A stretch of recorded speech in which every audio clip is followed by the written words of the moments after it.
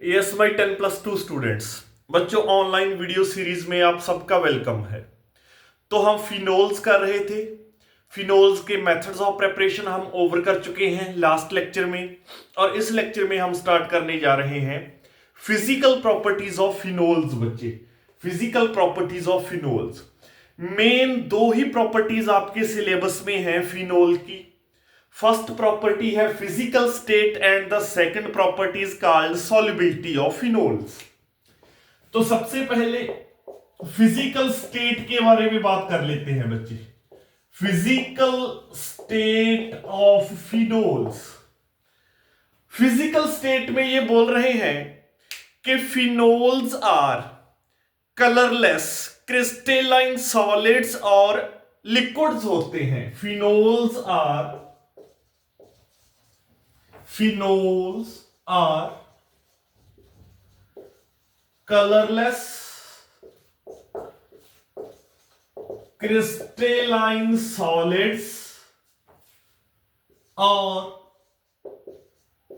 liquids। ये colourless crystalline solid होते हैं या कलरलेस बच्चे लिक्विड होते हैं। एंड समटाइम्स फिनोल्स डिवेल्प करते हैं कलर, जब कुछ फिनोल्स अपना कलर डिवेल्प कर लेते हैं। उसका रीजन है जो इन्होंने लिखा है बुक वालों ने, वो रीजन है एटमॉस्फेरिक ऑक्सीडेशन के कारण। तो sometimes due to atmospheric oxidation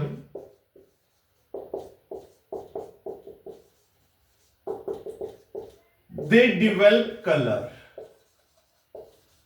तो अगर किसी फिनोल ने कोई कलर डिवेल्प कर रखा है तो इसका मतलब उसकी एटमॉस्फेरिक ऑक्सीडेशन हो गई है। दे डिवेल्प कलर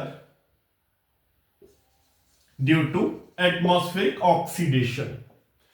और इनका कैरेक्टरिस्टिक फिनोलिक ऑर्डर होता है बच्चे।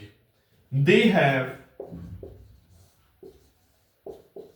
Characteristic phenolic order. तो फिजिकल स्टेट में तो ये दो तीन बातें हैं, इतनी ज्यादा इंपॉर्टेंट नहीं है, जल्दी से आप नोट डाउन कर लो। उसके बाद जो मेन पार्ट है, जो पार्ट ऑफ इंपॉर्टेंस है, दैट इज सॉल्युबिलिटी। सॉल्युबिलिटी में देखेंगे, उसमें कुछ आइसोमेरिक फॉर्म्स की भी बात करेंगे। तो फिजिकल स्टेट जैसे कि आपके सामने मैंने लिख दी है कि they are colourless crystalline solids और लिक्विड्स होते हैं। अगर उन्होंने कलर डिवेल्प कर लिया है तो इसका मतलब उनकी एटमॉस्फेरिक ऑक्सीडेशन हो गई है, और उनका कैरेक्टरिस्टिक फिनोलिक ऑर्डर होता है फिनोल्स का।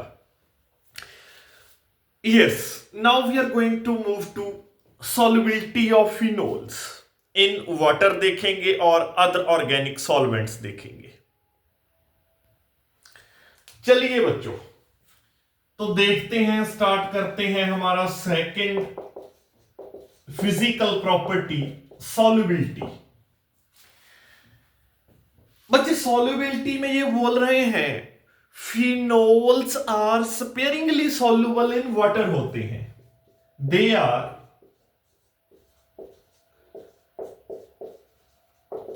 स्पेयरिंगली soluble in water. Sparingly soluble मतलब बहुत थोड़े सॉल्युबल होते हैं। However a phenol molecule can make hydrogen bonding with water molecule. However a phenol molecule can make a hydrogen bond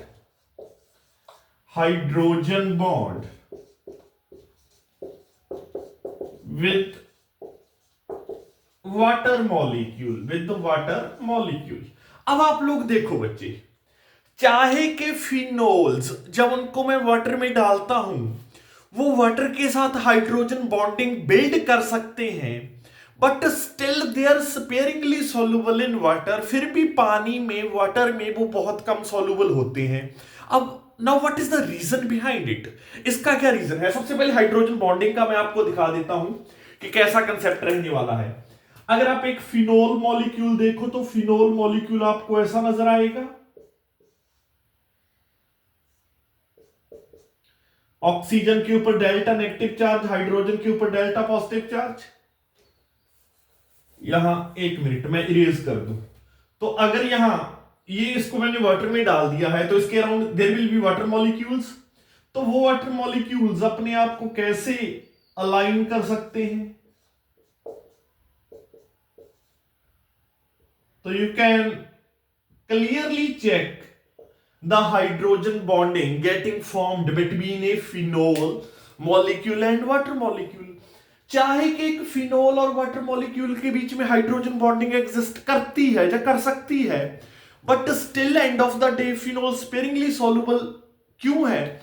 उसका रीजन बच्चों ये है, आप ध्यान से सुन लेना, कि फिनोल में जो हाइड्रोकार्बन पार्ट है, जो पार्ट वाटर लविंग नहीं है, हाइड्रोकार्बन पार्ट, ये लॉन्ग कार्बन चेन वाला पार्ट C6H5, ये फिनोलिक ग्रुप। तो ये जो हाइड्रोकार्बन पार्ट है, ये हाइड्रोकार्बन पार्ट लार्ज है, बहुत ज्यादा। हाइड्रोकार्बन पार्ट लार्ज है।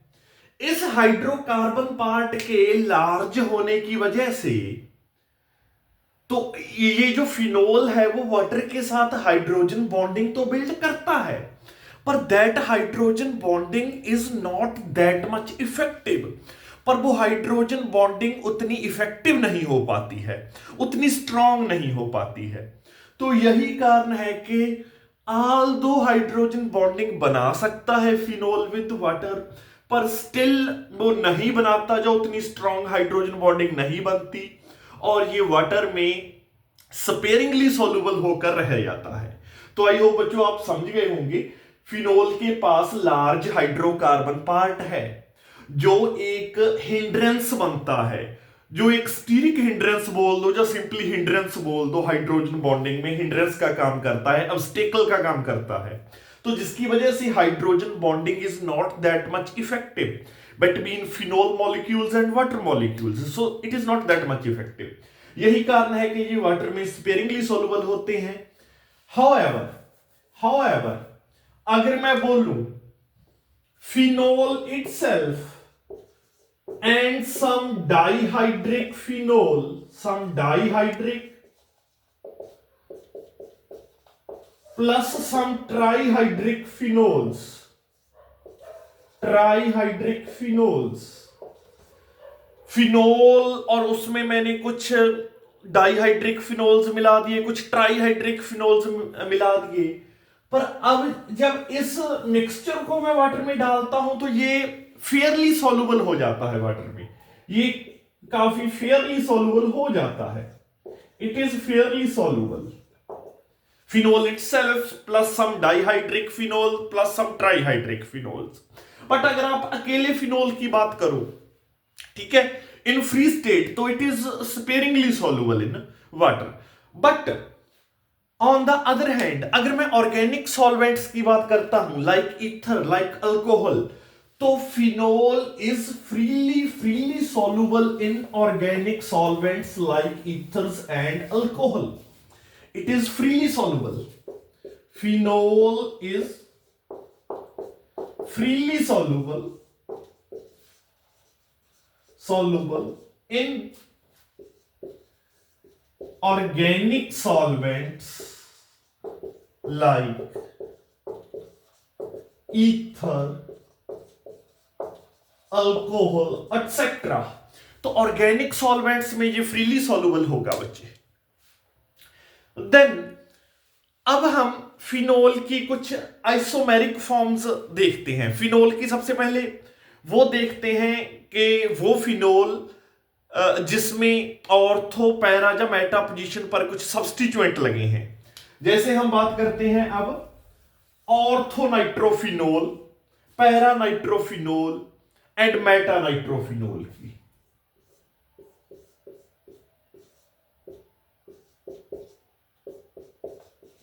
दिस इज ऑर्थो नाइट्रोफिनोल बच्चे,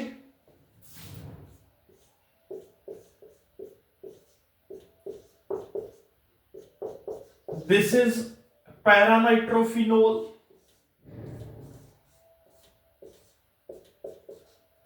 दिस इज मेटा नाइट्रोफिनोल। अगर यहां NO2 में यहां लगा दूं, ठीक है। अगर मैं इन आइसोमेरिक फॉर्म्स में देखूं, I am having one ortho nitrophenol, second is para nitrophenol and this is meta nitrophenol. तो मैं देखता हूं कि अगर इन तीनों की सॉल्युबिलिटी वाटर में कंपैरिजन करूं तो ortho nitrophenols are less soluble in comparison with para and meta nitrophenols. मतलब मेटा और पैरा नाइट्रोफिनोल्स अगर मैं इनकी बात करूं तो ये वाटर में ज्यादा सॉल्युबल होंगी in comparison with ortho nitrophenol. इसका क्या रीजन है? What is the reason behind this? Ortho nitrophenol की लेस सॉल्युबिलिटी का रीजन क्या है वाटर के अंदर, जिसका फर्दर आगे एक पॉइंट और बात करें। ऑर्थो नाइट्रोफिनोल का बॉइलिंग पॉइंट्स भी लेस होते हैं, इनकी सॉल्युबिलिटी इन वाटर भी लेस होती है in comparison with para and meta nitrophenols. Why? तो यहां ये दोनों क्वेश्चन वन बाय वन ले लेते हैं। What is the reason why ortho nitrophenol is less soluble in water and it is having low boiling point in comparison with para nitrophenol and meta nitrophenol? उसका reason क्या है? Ortho में बच्चे intramolecular hydrogen bonding exist करती है, intramolecular. अब इस phenol का मैं ऑक्सीजन हाइड्रोक्सल पार्ट ऐसे लिख लूं और यहां नाइट्रो ऑर्थो पर है, nitro group, N double bond O, single bond O, positive negative. तो जो ऑर्थो नाइट्रोफिनोल है, ऑर्थो नाइट्रोफिनोल में बिकॉज नाइट्रो पार्ट ये हाइड्रोक्सल ग्रुप के पास है तो there is intramolecular hydrogen bonding, intra एक मॉलिक्यूल के अंदर। तो ऑर्थो नाइट्रोफिनोल में इंट्रामोलिक्यूलर हाइड्रोजन बॉन्डिंग एग्जिस्ट करती है, हाइड्रोजन बॉन्डिंग। तो इंट्रामोलिकुलर हाइड्रोजन बॉन्डिंग एग्जिस्ट करने के कारण अगर मैं इस ऑर्थो नाइट्रोफिनोल को वाटर में डाल भी दूं तो ये मॉलिक्यूल खुद में ही हाइड्रोजन बॉन्डिंग रखना चाहेगा इन कंपैरिजन टू के फिनोल वाटर के साथ इंटरमोलिकुलर हाइड्रोजन बॉन्डिंग बनाए। बिकॉज इसमें इंट्रामोलिकुलर हाइड्रोजन बॉन्डिंग है तो इंटरमोलिकुलर हाइड्रोजन बॉन्डिंग नहीं बनेगी, जिसकी वजह से इसका बॉइलिंग पॉइंट भी क्या हो जाएगा, लेस हो जाएगा और इसकी वाटर में सॉल्युबिलिटी भी कम हो जाएगी। बिकॉज ये अगर फिनोल वाटर के साथ इंटरमोलिकुलर हाइड्रोजन बॉन्डिंग बनाता तो इसकी सॉल्युबिलिटी ज्यादा होती, बट अब ये अपने आप में ही hydrogen bonding, intramolecular hydrogen bonding बनाए हुए हैं अपने अंदर ही, तो ये वाटर के मॉलिक्यूल्स के साथ अब हाइड्रोजन बॉन्डिंग नहीं बनाएगा, वेरी वेरी लेस बनाएगा। मतलब मेटा और पैरा से तो कहीं लेस बनाएगा, है ना। पर मेटा और पैरा चाहे स्पेरिंगली सॉल्युबल इन वाटर हैं पर इसके कंपैरिजन फिर भी वो वाटर मॉलिक्यूल के साथ हाइड्रोजन बॉन्डिंग बना लेंगे।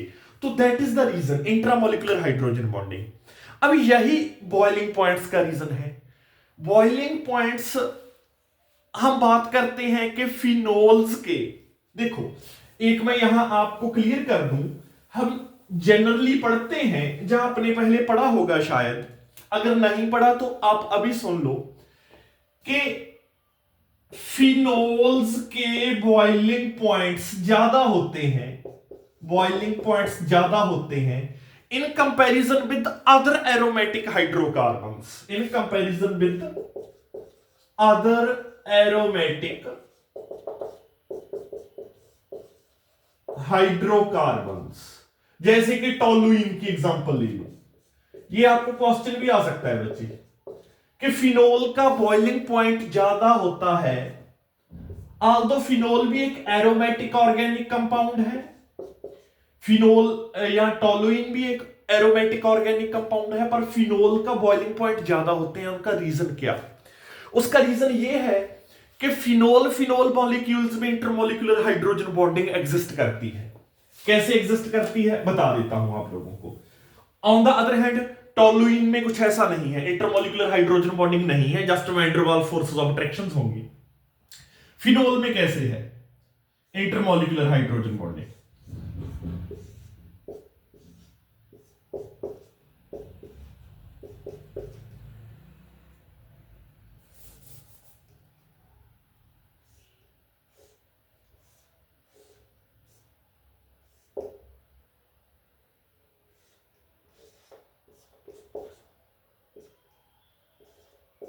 ये देखो बच्चों, वन मॉलिक्यूल ऑफ फिनोल, एक फिनोल के एक मॉलिक्यूल का ऑक्सीजन फिनोल के दूसरे मॉलिक्यूल के हाइड्रोजन के साथ क्या फॉर्म करेगा? Intermolecular hydrogen bonding. You can see similarly next molecule फिर इंटरमॉलिक्यूलर हाइड्रोजन बॉन्डिंग।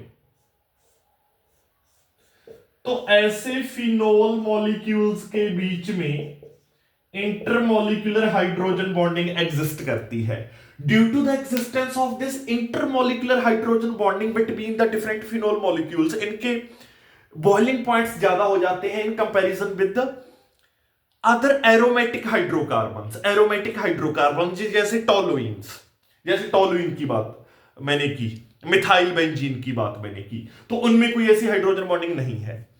अब यही यहां से आ गया कि जो ऑर्थो नाइट्रोफिनोल है, इसके बॉइलिंग पॉइंट कम कैसे हैं पैरा नाइट्रोफिनोल से या मेटा नाइट्रोफिनोल से। अब जो ऑर्थो नाइट्रोफिनोल है बच्चे, ऑर्थो नाइट्रोफिनोल में मैंने अभी आपको करवाया कि there exist intramolecular hydrogen bonding, intramolecular hydrogen bonding.